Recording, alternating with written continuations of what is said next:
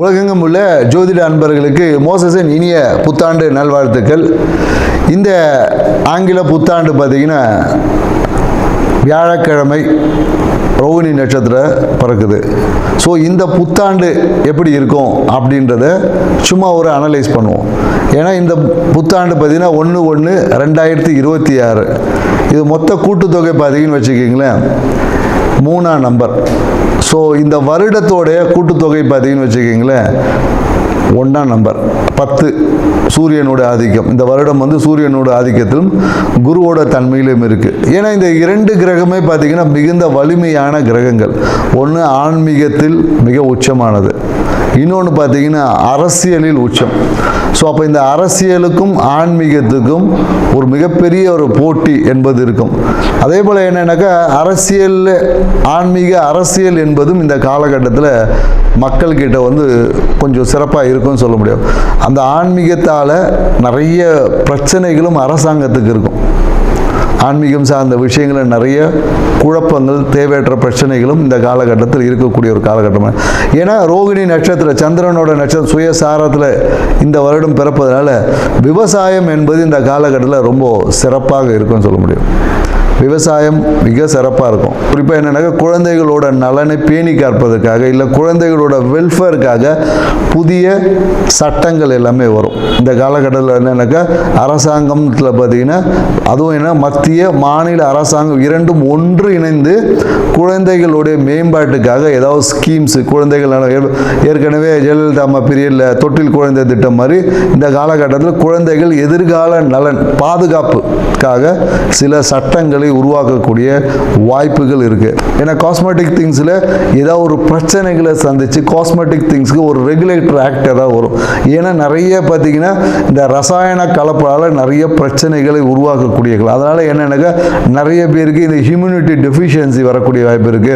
ரசாயன கலப்பால் நிறைய பாடியில் பார்த்தீங்கன்னா விஷத்தன்மைகள் வந்து அதிகரிக்கக்கூடிய வாய்ப்பு. அதனால என்னன்னாக்கா இந்த காலகட்டத்தில் காஸ்மெட்டிக் திங்ஸில் கொஞ்சம் கவனம் தேவை. மருந்து சார்ந்த விஷயத்தில் அந்த ரசாயன கலப்புகள் அதிகமாக அந்த விஷத்தன்மை, அதாவது குறிப்பாக என்னன்னாக்கா அந்த ஹியூமினிட்டி சார்ந்த விஷயம் சொல்லுவாங்களா, ஊட்டச்சத்து மருந்துகள் இல்லை நமக்கு இம்யூனிட்டி அதிகமாக்கக்கூடிய விஷயங்களில் பார்த்தீங்கன்னா ஏதாவது ஒரு ரசாயன கலப்பால் சில பாதிப்புகள் எல்லாமே உருவாகும். அதனால் அதை ரெகுலேட்டர் பண்ணக்கூடிய சில விஷயங்கள் குறிப்பாக தமிழ்நாட்டில் கண்டிப்பாக இந்த மருந்து கட்டுப்பாட்டுக்காக ஒரு வாரியம் இல்லை அதுக்கான ஒரு சிறப்பு விஷயங்கள் அமைவதற்கான வாய்ப்பு இருக்குது. மேலும் பார்த்தீங்கன்னா இந்த காலகட்டத்தில் என்னன்னாக்கா ஏதாவது ஒரு ரயில் விபத்துக்கள் மாதத்தில் பார்த்தீங்கன்னா ஒரு ஏப்ரல் மே மாதத்தில் ஏதாவது ஒரு ரயில் விபத்துக்கள் சந்திக்கிற வாய்ப்பு இருக்குது. ஸோ ட்ரெயினில் ஏதாவது ஒரு எலக்ட்ரிக்கல் ஃபயர் ஆக்சிடென்ட் இந்த மாதிரி ஏதாவது ஒரு நிகழ்வு வந்து இந்த காலகட்டத்தில் நடக்கும். அதனால் என்னென்னாக்கா ரயில்வே துறை இப்போவே வந்து அதுக்கான ஒரு முன்னெச்சரிக்கை. ஏன்னா அதிவேகமாக அதுவும் என்னென்னாக்கா அதிவேகமாக பயணிக்கக்கூடிய ரயிலில் தான் அந்த விபத்து என்பது ஏற்படும். ஸோ மேலும் என்னென்னாக்கா நிறைய இந்த காலத்தில் பிஸ்னஸ் முதலீடுகள் வரும். நிறைய பேர் இன்வெஸ்ட்மெண்ட் பண்ணுவாங்க. புதிய தொழில் முனைவோர் அதிகமாகுவாங்க இந்த காலகட்டத்தில். நிறைய பேர் எனக்கு தொழில் முனைவோர் பட்டியல்னா நிறைய பேர் வேலைக்கு போயிட்டு இருந்த காலத்திலும் நம்ம ஒரு பிஸ்னஸ் பண்ணலாமான்ற எண்ணங்கள் வந்து இந்த காலகட்டத்தில் அதிகமாக இருக்கும்னு சொல்ல முடியும். தங்கம் வந்து விலை வந்து குறையவே குறையாது, விலை வந்து ஏறிக்கிட்டே தான். ஏன்னா தங்கத்தின் விலை ஏறுமுகமாக தான் இருக்கும். ஸோ அது கிரகங்களை காட்டிலும் என்னன்னாக்கா அது வந்து கமாடிட்டிக்குள்ளே போனதில் தங்கம் விலை ஏற்றம் தான் இருக்கும். ஸோ அதனால் தங்கத்தின் மேலே மக்களுக்கு ஈர்ப்பும் அதிகமாக தான் இருக்கும். ரியல் எஸ்டேட் துறை வந்து கொஞ்சம் நல்லா இருக்கும். ரியல் எஸ்டேட் துறையில் வந்து மத்திய மாநில அரசுகளுமே அதில் இருக்கக்கூடிய அந்த ரெஸ்ட்ரிக்ஷன்ஸை வந்து கொஞ்சம் குறைத்து இந்த கட்டுமான துறை ரியல் எஸ்டேட் துறையில் வந்து ஒரு வளர்ச்சியான ஒரு பாதை என்பது இருக்கும். டெக்னாலஜி வளர வளர அதை அழிக்கக்கூடிய ஆற்றல், அதனால் பிரச்சனைகளை மக்கள் சந்திக்கக்கூடிய விஷயமும் இருக்கும். பிரச்சனையும் இருக்குது டெக்னாலஜியில் பார்த்தீங்கன்னா நிறைய. ஏன்னா இப்போவே பார்த்தீங்கன்னா டெக்னாலஜியில் வந்து ஆதார் கார்டை கொடுத்தா ஆட்டையை போட்டுறாங்களே, அது மாதிரி வந்து வளர்ச்சியும் ஒரு சைடு இருக்கும். அதில் இருக்கக்கூடிய பிரச்சனைகளை கையாளுவதில் அரசாங்கம் வந்து ரொம்ப திணறும். ஸோ அதனால் ஏன்னா நிறைய இந்த ஏடிஎம் கார்டு ஹேக்கிங் இந்த மாதிரியான நிறைய இந்த ஃப்ராடு திங்ஸ் வந்து இன்னும் வளர்ச்சி அடையும். அதை கட்டுப்படுத்துவதற்கு அரசாங்கம் நிறைய ரெகுலேட்டரி போட்டாலும் ஆனால் அந்த விஷயங்களை கட்டுப்படுத்த முடியாமல் அரசு சார்ந்த துறை வந்து ஏதாவது ஒரு சுணக்கமான விஷயம் கண்டிப்பாக இருக்கும். ஆண் குழந்தைகளின் பிறப்பு விகிதம் கொஞ்சம் அதிகமாக இருக்கும். ஆண் குழந்தைகள் இந்த வருடத்தில் அதிகமாக பிறப்பாங்க. இந்த புத்தாண்டு என்பது மக்களுக்கு வந்து ஒரு வளர்ச்சியை கொடுத்தாலும் பொருளாதார புழக்கத்தை ஏற்படுத்தினாலும் எல்லாமே கடன் வாங்கி போகக்கூடிய விஷயமா தான் இருக்கு. ஸோ அதனால மக்கள் தங்களுடைய கையிருப்புக்கு ஏற்ற மாதிரி கடன் வாங்கி உங்களுடைய வாழ்க்கையை அமைச்சுக்குங்க. இந்த புத்தாண்டு ஒவ்வொரு ராசிக்கும் என்ன மாதிரியான பலன்களை கொடுக்க போகுதுன்றத ஒவ்வொரு ராசியை போவோம். வாங்க வீடியோக்குள்ள போகலாம். மகர ராசி அன்பர்களுக்கு மோசஸின் இனிய 2026 ஆங்கில புத்தாண்டு நல்வாழ்த்துக்கள். இந்த 2026 உங்கள் வாழ்க்கையில் எப்படி ஜொலிக்க போகுது இதை தாங்க பார்க்க போகிறோம். ஏன்னா ராசி அதிபதியான சனி பகவான் எங்கே இருக்கார்? 3ஆம் இடத்துல இருக்கார். ஸோ 3ஆம் இடம் என்னவே என்னக்கா வெற்றி, விஜயம், வீரியத்தை சொல்லக்கூடிய ஒரு பாவகம். இந்த காலகட்டத்தில் எல்லாம் சொல்லுவாங்க, இது தொட்டா பிரச்சனை, அது தொட்டா பிரச்சனை. எல்லா பிரச்சனையும் எதிர்த்து வெற்றி அடைய போகிறீங்க. இதை நாங்கள் சொல்கிறோம். எடுத்த முயற்சிகள் எல்லாமே வெற்றியை நோக்கிய முயற்சிகள். இவ்வளோ நாள் கொஞ்சம் சின்ன ஒரு ரிவர்ஸ், ஒரு எல்லாமே எடுத்த முயற்சியிலலாம் சின்ன ஒரு செட்பேக் ஆகிருக்கும். இப்போ அதெல்லாம் இல்லை.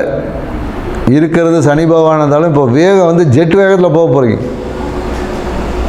எடுத்த முயற்சிகள்லாம் குறிப்பாக என்னன்னா நிறைய பேர் வீடு வாங்கணும், வண்டி வாங்கணும், இப்படி எடுத்த முயற்சிகள் எல்லாமே இந்த காலகட்டத்தில் நடக்க போதான்னா கண்டிப்பாக நடக்கும். இல்லை வாங்கக்கூடிய வீடு நிறைய பேர் என்ன பண்ணுவாங்க, வீட்டை இடித்து கட்டுறேன்னு சொல்லி நிறைய பேர் வீடை இடித்து கட்டக்கூடிய வாய்ப்புகள் எல்லாமே இருக்குது. அதே போல் என்னன்னாக்கா நிறைய பேர் புது வண்டியை விட்டு பழைய வண்டி வாங்கக்கூடிய வாய்ப்புகள் இருக்குது. மனசு பார்த்தீங்கன்னா இந்த காலகட்டத்தில் என்னென்னாக்கா இங்கேயாவது வெளியூர் போயிடலாமா, வேலையில் வந்து இந்த வேலை நமக்கு செட் ஆகலை, வேறு எங்கேயாவது போகலாமா, இல்லை வேறு ஏதாவது முதலீடு பண்ணலாமா இப்படின்னு சொல்லிட்டு மனம் ஏதாவது ஒரு விஷயங்கள் முதலீடு பண்ண துடித்து கொண்டே இருக்கும். இல்லை புதிய தொழிலை வந்து இன்னொரு பிரான்ச் ஓப்பன் பண்ணலாமா, இல்லை தொழில் முதலீடுகள் எல்லாமே அதிகப்படுத்தக்கூடிய வாய்ப்புகள் இந்த காலகட்டத்தில் உருவாகும். வேலையில் நிறைய பேர் வெளிநாடு போகக்கூடிய வாய்ப்புகள் இருக்குது. ஏன்னா உள்ளூரில் ஒன்றும் சரியாக செட் ஆகலை, வேணாம் நம்ம வெளியூரில் போனால் நம்ம சிறப்பாக இருக்கலாம்னா தாராளமாக போயிடுவீங்க. ஸோ அந்த மாதிரியான நிறைய விஷயங்கள் வாய்ப்புகள் இருக்குது. ஏன்னா கலைத்துறையில் இருக்கிறவங்களுக்கு வந்து அபரிவிதமான வளர்ச்சி என்பது இருக்குது. படம் எடுத்தாவே ஃபாரினில் தான் எடுப்பேன்னுவாங்க இந்த காலத்தில். இங்கெல்லாம் இல்லைங்க, ஸ்ட்ரைட்டு ஹீரோ மாதிரி தான்.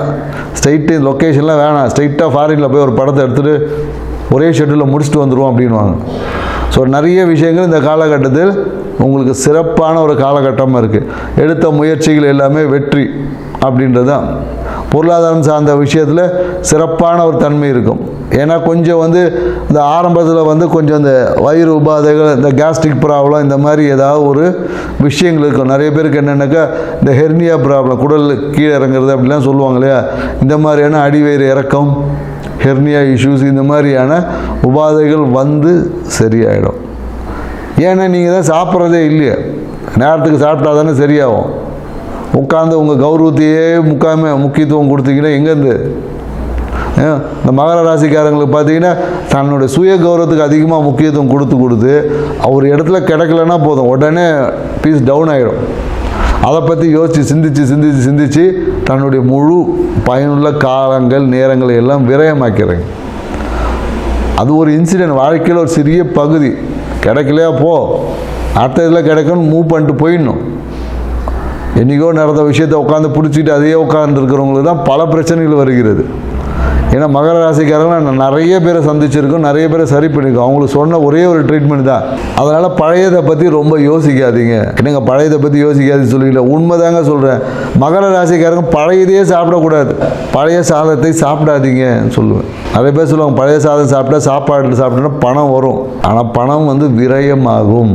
வந்த பணம் விரயமும் ஆகும். விரயங்களும் அதிகரிக்கிறதுக்கு வாய்ப்புகள் அதிகமாக இருக்குது. ஏன்னா நீங்கள் எப்போதும் என்னென்னாக்கா ஒரு ஃப்ரெஷ்ஷாக இருக்கணும். உங்கள் உடம்புல வந்து எப்போதும் என்ன பண்ணணும்னா செவ்வாயோட தன்மை அதிகமாக இருக்கணும். செவ்வாயோட தன்மை அதிகமாகணும்னா அதிகமாக ரூல்ஸை போட்டுக்கிறாங்க. ஃபிட்னஸாக இருக்கணும், புரியுதுங்களா? ரூல்ஸை போட்டுட்டு என்னென்ன மகர ராசிக்காரர் நிறைய நான் இதை செய்ய மாட்டேன், நான் இப்படி தான் பண்ணுவேன், அப்படி தான் பண்ணுவேன் இருந்து டோட்டல் குடும்பத்தில் நிறைய குழப்பத்தை ஏற்படுத்துகிறாங்க. உங்களுக்கான புதிய சட்டங்களை நீங்கள் வகுத்து அதை உங்களாலேயே செய்ய முடியாமல் நிறைய பேர் மன அழுத்தத்தை ஏற்பட்டு வாழ்க்கையை இழக்கக்கூடிய வாய்ப்புகள் நிறைய பேருக்கு இருந்திருக்கு.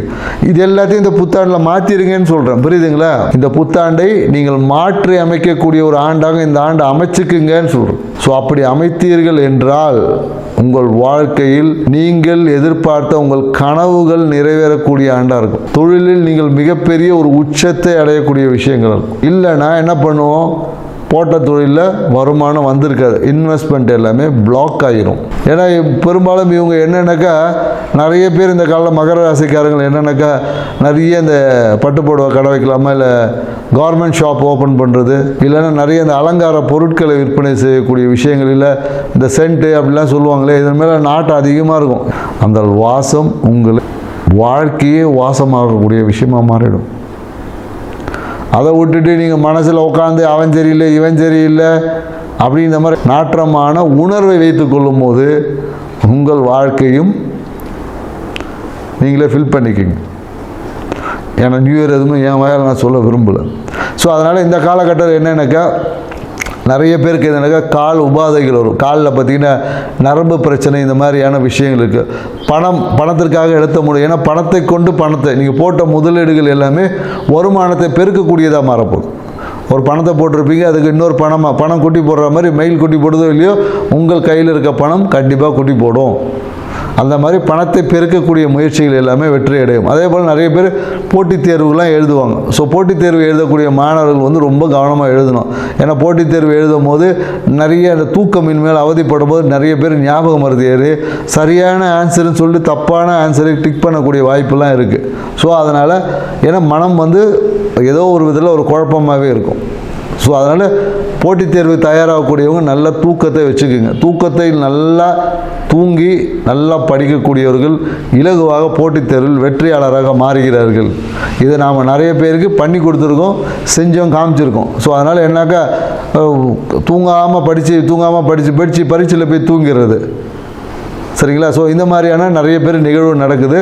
ஸோ படிக்கக்கூடிய நேரத்தில் படிங்க, தூங்கக்கூடிய நேரத்தில் தூங்குங்க, இயற்கையை புரிஞ்சுக்குங்க, வாழ்க்கை இன்னும் சிறப்பாக இருக்கும். இந்த புத்தாண்டு உங்கள் வாழ்க்கையில் மேலும் அபரிவிதமான நன்மைகள். ஏன்னா 8ல் வந்து கேது பகவான் இருந்து ஆழமான ஏதாவது ஒரு பிரச்சனையை போட்டு நோண்டிக்கிட்டே இருப்பார். புரியுதுங்களா? இந்த காலகட்டத்தில் என்னென்னாக்கா, குறிப்பாக நிறைய பேருக்கு இந்த பைல்ஸ் உபாதைகள்லாம் வரும். பைல்ஸ் பிரச்சனை, நிறைய பேர் பைல்ஸுக்காக சர்ஜரிலாம் பண்ணுவாங்க. ஏன்னா மனதில் ஒரு அழுத்தம் ஏற்பட்டு மூளையில் அது பாதிக்கும் போது தான் மூலம் என்கிற வருகிறது. அங்கே வந்து மனசை வந்து பிதுக்கிட்டு வர முடியல, அதனால் இங்கே பிதுக்கிக்கும், சரிங்களா? ஸோ அப்போ மூலம் சார்ந்த வியாதியால் அவதிவிடக்கூடிய வாய்ப்புகள் இருக்குது. ஸோ அதனால் சரியான உணவு முறை, தூக்கத்தை கையாளலாம். ஏன்னா அந்த மூலம் சரியானனாவே நீங்கள் தூங்கி ஆகணும். இல்லைன்னா ஹாஸ்பிட்டலில் படுக்க வச்சு தூங்க வைப்பாங்க, அவ்வளோதான். மாத்திரை கொடுத்து தூங்க வைப்பாங்க, அப்பா சரியாக போயிடும். ஸோ அதை நீங்களே தூங்கிட்டீங்கன்னா தானாக சரியாயிடும். இல்லைன்னா ஹாஸ்பிட்டலில் பில்லு போட்டு உங்களை தூங்க வைப்பாங்க. ஸோ எது என்பதை நீங்களே தீர்மானித்து கொள்ளுங்கள். அதே போல் என்னாக்கா, வாழ்க்கை துணை, எனக்கு ஏதாவது திருமணம் நடக்குமா அப்படின்னு இந்த காலகட்டத்தில் வெளியில் தேடி பாருங்கள். வெளிநாட்டு மாப்பிள்ளை இல்லை வெளியூர் மாப்பிள்ளை பொண்ணு என்பது அமையும். ஸோ அதனால் இந்த மாதிரியான விஷயங்கள் தேடி பாருங்கள். வெளியூர் வெளிநாட்டில் வாழ்க்கை துணை என்பது இந்த காலகட்டத்தில் அமையும். குறிப்பாக நிறைய பேருக்கு என்னென்னாக்கா, காதல் திருமணங்கள் நிறைய இருக்குது. மனம் விரும்பிய வாழ்க்கை என்பது இந்த காலகட்டத்தில் கண்டிப்பாக இருக்குது. அதாவது எனக்கு நிறைய பேருக்கு இந்த அப்பா வழி உறவில் திருமணம் நடப்பதற்கான வாய்ப்புகள் இருக்குது. அம்மா வழியில் தூரத்து உறவுகளில் ஏதாவது ஒரு வரன் என்பது இந்த காலகட்டத்தில் உங்களுக்கு அமையும். ஆனால் இந்த காலகட்டத்தில் என்னென்னாக்கா, ஏதாவது ஒரு கவர்மெண்ட் டேக்ஸ் இஷ்யூஸ், வரிக்கட்டில் அது இல்லைன்னு சொல்லி ஏதாவது ஒரு பெனால்ட்டிக்காக கவர்மெண்ட்லேருந்து ஏதாவது ஒரு ஃபைன் போட்டுக்கிட்டே இருப்பான்.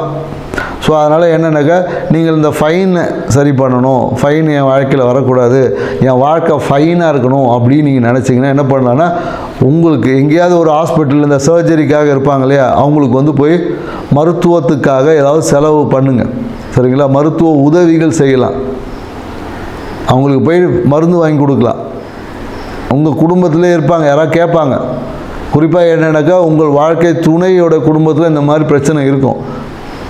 அந்த பிரச்சனை உள்ள நபர்களுக்கு நீங்கள் மருத்துவ உதவி, அவங்களுக்கு மருந்து வாங்கி கொடுத்து, உங்கள் பணத்துலேருந்து கொஞ்சம் மருந்து வாங்கி கொடுத்து பாருங்கள். உங்கள் வாழ்க்கை மருந்தில்லா வாழ்க்கையாக மாறும். சரிங்களா? ஸோ இந்த விஷயத்தை செய்வதன் வழியாக உங்கள் இந்த 2026 புத்தாண்டு உங்கள் வாழ்க்கையில் நிறைய மகிழ்ச்சிகளையும் செல்வங்களையும் பெருகணும்னு சொல்லிட்டு உங்கள் அனைவரையும் வாழ்த்துதலை பகிர்ந்து மகிழ்கின்றோம். நன்றி, வணக்கம்.